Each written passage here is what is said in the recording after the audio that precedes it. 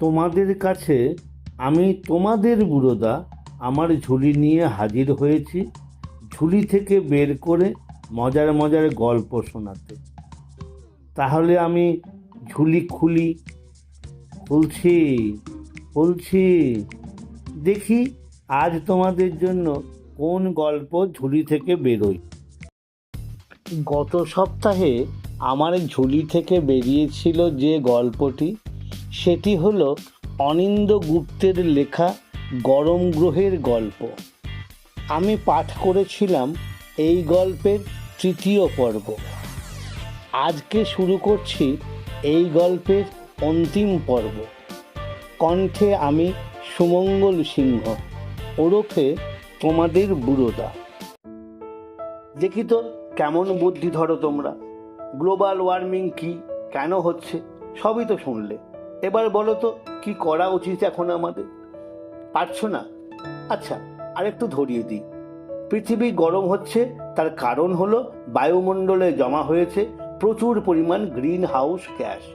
আর আগামী দিনে আরও বেশি গরম হবে, তার কারণ প্রতিদিনই প্রচুর পরিমাণে গ্রিন হাউস গ্যাস নতুন করে বাতাসে জমা হচ্ছে। হ্যাঁ, এই তো ঠিক ধরেছ।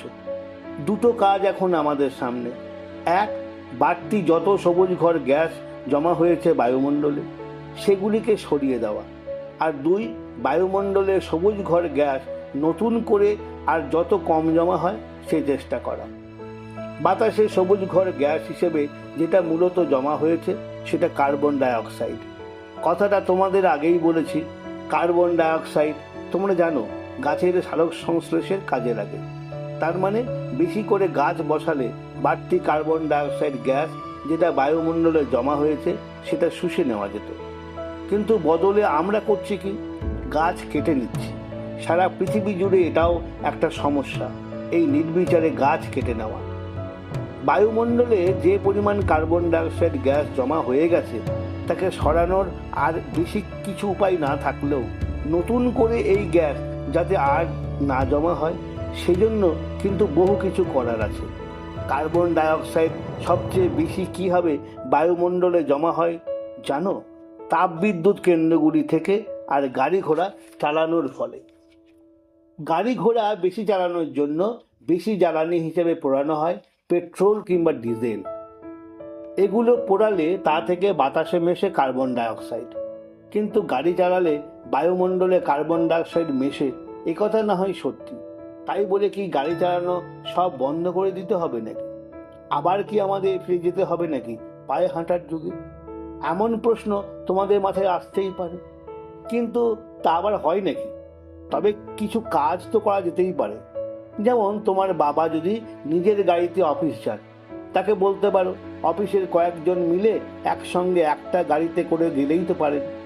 কিংবা যদি তোমার স্কুলে যাবার রাস্তা বাবার অফিসের রাস্তাতেই পড়ে, অথচ তোমার স্কুল বাবার অফিসের আধ ঘন্টা আগে বসে বলে তোমাদের গাড়ি আগে তোমাকে স্কুলে নামিয়ে দিয়ে এসে তারপর বাবাকে নিয়ে যায়, তাহলে বাবাকে বলতে পারো একসঙ্গেই বেরোতে। না হয় তিনি আধ ঘন্টা আগেই অফিসে পৌঁছে যাবেন। এগুলো খুব ছোটোখাটো কাজ, মোটেই শক্ত কিছু নয়। কিন্তু সবাই যদি এমন করে তাহলেও অনেকটা জ্বালানি বাঁচবে। এইরকম ছোটোখাটো কাজ আরও আছে, অভ্যেস করে দেখা যেতেই পারে। যেমন জ্যামে ট্যামে বা ট্রাফিক সিগন্যালে আটকে গেলে গাড়ি স্টার্ট বন্ধ রাখা, কিংবা পেট্রোল বা ডিজেলের বদলে গাড়ির জ্বালানি হিসেবে প্রাকৃতিক গ্যাস ব্যবহার করা। তেলের তুলনায় গ্যাস থেকে কম কার্বন ডাইঅক্সাইড নির্গত হয়। তবে জ্বালানি বাঁচাবার এই যে নিয়মকানুনগুলো বললাম, সেটা শুধু পৃথিবীকে গরম থেকে বাঁচাবার জন্যই যে চেষ্টা করা দরকার তাও কিন্তু নয়। দরকার আরও একটা কারণে। মাটির তলায় জ্বালানির ভাঁড়ারগুলো শেষ হয়ে যাবে, সেই দিনগুলো যাতে যতটা পরে আসে তার জন্য চেষ্টা তো সবারই করা উচিত, তাই না? আর বিশ্ব উষ্ণায়ন কমাবার জন্য এই রকম ছোটোখাটো অভ্যাস তৈরি করা ছাড়া ভাবতে হবে আরও বড় করে। যেটা করতেই হবে সেটা হলো তেল বা কয়লার মতো জ্বালানির বদলে খুঁজে বের করতে হবে অন্য জ্বালানি, চালু করতে হবে তার ব্যবহার। এমন কিছু জ্বালানি অবশ্য মানুষ ইতিমধ্যেই খুঁজে বের করেওছে, যেমন সৌর বিদ্যুৎ, পারমাণবিক বিদ্যুৎ, জলবিদ্যুৎ, বায়ুবিদ্যুৎ ইত্যাদি। তবে মুশকিল হচ্ছে সেগুলোকে সব ঠিক মতো ব্যবহার করে ওঠা যাচ্ছে না। সবারই নিজস্ব কিছু সমস্যা আছে। যেমন সৌর বিদ্যুৎ, তাপ বিদ্যুতের বদলি হিসেবে এর চেয়ে ভালো আর কিছু হয় না। সৌর বিদ্যুৎ কি থেকে পাওয়া যায় জানো তো? সূর্যের আলো থেকে। সূর্যের যে তাপ শক্তি তাকেই কাজে লাগিয়ে বিদ্যুৎ তৈরি করা হয়। তৈরি করে যে যন্ত্রটি তার নাম ফটোভোল্টাইক সেল। বুঝতেই পারছো, তার মানে সৌর বিদ্যুৎ থেকে দূষণের কোনো সম্ভাবনা নেই। এমনকি প্রতিদিন বিদ্যুৎ উৎপাদনেরও তো কোনো খরচ নেই। সমস্যা কেবল এক জায়গাতে, যে যন্ত্রটা বিদ্যুৎ তৈরি করে সেটার খরচ বেশ বেশি। সৌর বিদ্যুতের কথা বাদ দিলে ঠিক তারপরেই আসে জলবিদ্যুৎ। জলবিদ্যুৎ থেকে কোনো রকম বায়ু দূষণ হয় না, মানে বাতাসে কোনো গ্যাস ট্যাস মেশে না, ঠিক কথাই। কিন্তু এরও নানা অসুবিধা আছে। কি অসুবিধে সেটা জানতে গেলে আগে একটু জেনে নিতে হবে জলবিদ্যুৎ কিভাবে তৈরি করা হয়। জানো কি সেটা? জলবিদ্যুৎ যেখানে তৈরি করা হয় সেখানে আসলে খুব উঁচু কোনো জায়গা থেকে জলের কোনো ধারা তীব্র গতিতে নিচে আছড়ে পড়ে। জল যেখানে আছড়ে পড়ছে সেখানে বসানো থাকে টারবাইন নামের একটা যন্ত্র। জলের প্রচণ্ড গতিতে টারবাইনের পাখা ঘোরে আর সেখান থেকে তৈরি হয় বিদ্যুৎ। এই যেখানে কৌশল, সেখানে বুঝতেই পারছো জলবিদ্যুৎ কেন্দ্র তৈরির জন্য দরকার এমন একটি জায়গা যেখানে জল উঁচু থেকে নিচে পড়ে। কিন্তু তেমন জায়গা তো পাহাড় ছাড়া আর অন্য কোথাও পাওয়া সম্ভব নয়। অন্য জায়গায় তাই জলবিদ্যুৎ কেন্দ্র তৈরির জন্য নদীর গতিপথে বাঁধ দিয়ে এরকম জায়গা তৈরি করা হয়। একে বলে কৃত্রিম জলাধার। যত বিপদের সম্ভাবনা তৈরি করে এই জলাধারগুলোই। এখানে অনেক জল ছোট্ট জায়গায় ধরে রাখার ফলে কি হয় বলতো? মাটির উপর চাপ পড়ে, আর মাটির উপর চাপ পড়লে ভূমিকম্পের সম্ভাবনা বাড়ে। এছাড়া আর একটা বিপদও হতে পারে এইসব জলাধার থেকে। বর্ষাকালে যখন বৃষ্টি শুরু হয় তখন এই জলাধারগুলিতে জল ভর্তি করা হয়, কেননা জল ভরে না রাখলে সারা বছর বিদ্যুৎ তৈরির জল কোত্থেকে পাওয়া যাবে। সমস্যাটা হয় যদি জলাধার ভর্তি হয়ে যাবার পরও বৃষ্টি বন্ধ না হয়, তখন জলাধার বাঁচানোর জন্য অনেকটা জল একসঙ্গে ছেড়ে দিতে হয়। আর অত জল একসঙ্গে ছেড়ে দেওয়ার ফল কি হয় বলতো? সেই জল ধরে রাখতে পারে না নদীগর্ভ, দুকুল উপচে তখন বন্যা হয়। জলবিদ্যুৎ তাই একটা বেশ ভালো বিকল্প হলেও খুব বেশি উৎপাদন করা সম্ভব নয়, অন্তত এত বেশি নয় যাতে করে সব চাহিদা পূরণ করা যায়। প্রচুর পরিমাণ উৎপাদন করা যাবে অথচ দূষণও হবে না, এমন একটা বিকল্পও কিন্তু আছে। নাম তার পারমাণবিক বিদ্যুৎ। তবে কিনা পারমাণবিক বিদ্যুৎ উৎপাদনেরও একটা ভয় আছে। যদি একবার পারমাণবিক বিদ্যুৎ তৈরি করতে গিয়ে কেউ কিছু ভুলচুক করে ফেলে তাহলে ভয়ঙ্কর বিপদ ঘটতে পারে। আর কোনো ঝামেলা নেই, কোনো বিপদের সম্ভাবনা নেই, খরচও প্রায় কিছুই নেই, এমন একটা বিদ্যুৎও আছে। নাম তার বায়ু বিদ্যুৎ। তবে এক্ষেত্রে সমস্যাটা কি বলতো? খুব বেশি তৈরি করবে এমন উপায় নেই। থাকবে কি করে? যেখানে সর্বক্ষণ জোরে বাতাস বয় কেবল সেইখানেই এই বিদ্যুৎ তৈরি করা যায়। এমন জায়গা কোথায় বলতো? সাধারণত সমুদ্রের তীর। তার মানে তাপবিদ্যুতের বিকল্প অনেক আছে, কিন্তু সবারই নানা রকম নিজস্ব সমস্যা আছে। এসব শুনে কি হতাশ হয়ে পড়ছো? হতাশ হবার কিন্তু কিছু নেই। কে বলেছে যে কোনো একই রকমের বিদ্যুৎ উৎপাদন করতে হবে? যেখানে যে বিদ্যুৎ উৎপাদনের সুবিধা থাকবে সেখানে সেটাই হবে।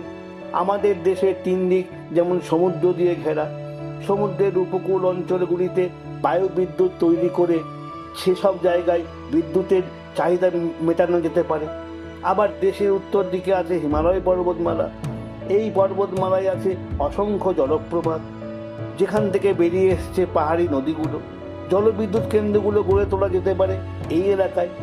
মুদ্রা কথাটা তো এই যে তাপবিদ্যুতের উৎপাদন বন্ধ করতে হবে, তা সে যেভাবেই হোক, আর সেটা করাও কিন্তু সম্ভব।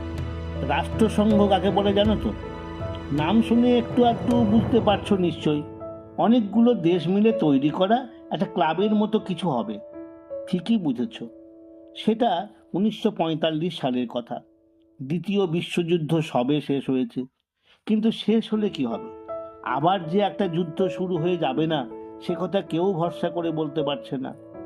এই যখন অবস্থা, তখন বিভিন্ন দেশ নিজেরাই এগিয়ে এলো, গড়ে তুলল একটা আন্তর্জাতিক সংগঠন, নাম যার ইউনাইটেড নেশনস বা রাষ্ট্রসংঘ।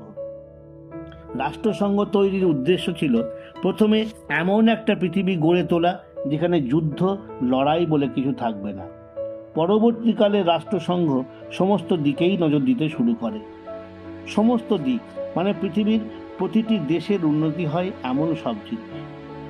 প্রথম দিকে পরিবেশ সংক্রান্ত বিষয় নিয়ে কোনো মাথা ব্যথা ছিল না রাষ্ট্রসংঘের। তারপর দূষণ যখন ক্রমশই বাড়তে থাকলো, তখন আর চুপচাপ বসে থাকতে পারল না সে। 1972 সালে পরিবেশকে কিভাবে দূষিত হবার হাত থেকে বাঁচানো যায় তা নিয়ে একটা সম্মেলন ডেকে দিল রাষ্ট্রসংঘ। তবে এই সম্মেলনে বিশ্ব উষ্ণায়ন নিয়ে বিশেষ কিছু আলোচনা হয়নি। কেন বলতো? কেননা তখনও সমস্যাটা এত জটিল আকার ধারণ করেনি। বিশ্ব উষ্ণায়ন নিয়ে রাষ্ট্রসংঘ প্রথম আলোচনা করল 1992 সালে বসুন্ধরা সম্মেলনে। এই সম্মেলন বসেছিল ব্রাজিলের রিও দ্য জেনেরো শহরে। কিন্তু সে আলোচনা থেকে সমস্যার সমাধানের কোনো রাস্তা বেরিয়ে আসেনি। তবে উপস্থিত দেশগুলি একটা চুক্তি করে ঠিক করে যে এই ব্যাপারে তারা নিয়মিত আলোচনা চালিয়ে যাবে।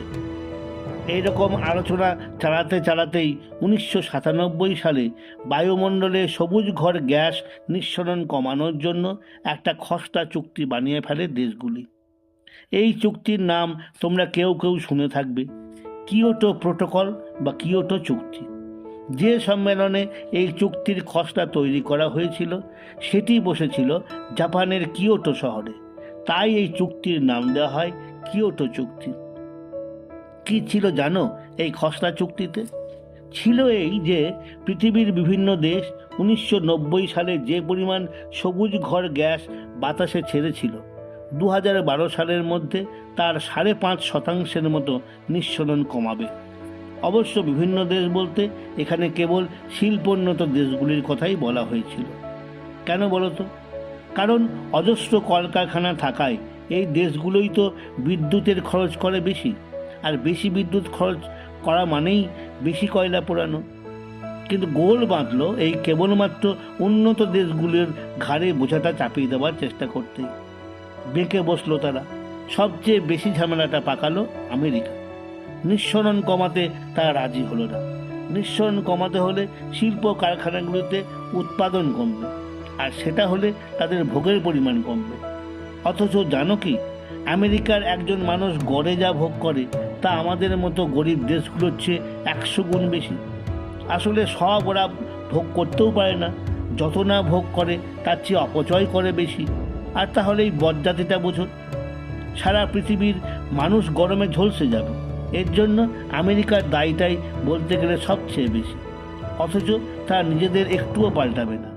ভোগ না কমিয়ে ভোগের নামে অপচয়টুকু কমালেই অনেকটা কাজ হতো, কিন্তু সেটুকু তারা করতে রাজি হলো না শেষ পর্যন্ত। আমেরিকা রাজি না হলেও শেষ পর্যন্ত কিয়োটো চুক্তি বাকি আর প্রায় সব দেশ মেনে নিয়েছিল। সেটা 2005 সালের কথা। তারপর থেকে দেশে দেশে চলছে নিঃসরণ কমানোর উদ্যোগ। অবশ্য এখনো পর্যন্ত এই কাজে কোনো দেশ খুব সফল তেমন খবর নেই। এদিকে 2012 সালের 31শে ডিসেম্বরও এই এলো বলে, তাই আবার আলোচনা শুরু হয়েছে 2012 সালের পর কি করা যেতে পারে এই নিয়ে। একের পর এক বৈঠক হচ্ছে, নিয়ম করে প্রায় প্রতি বছর, কিন্তু অবস্থা সে আগের মতো। নিঃসরণ কমাতে কেউই রাজি নয়। সবাই কেবল বোঝাটা অন্যের ঘাড়ে ঠেলে দিতে চায়। এই ঠেলাঠেলিতে যে গোল্লায় যাচ্ছে এই গ্রহটার ভবিষ্যৎ, সে হুঁশ কারণে। তাই এবার তোমাদের পালা। সব তো বুঝলে, বড় হয়ে তোমরা এবার একটা চেষ্টা করো, দেখো ঝলসে যাওয়ার হাত থেকে বাঁচাতে পারো কিনা আমাদের সবার প্রিয় গ্রহটাকে।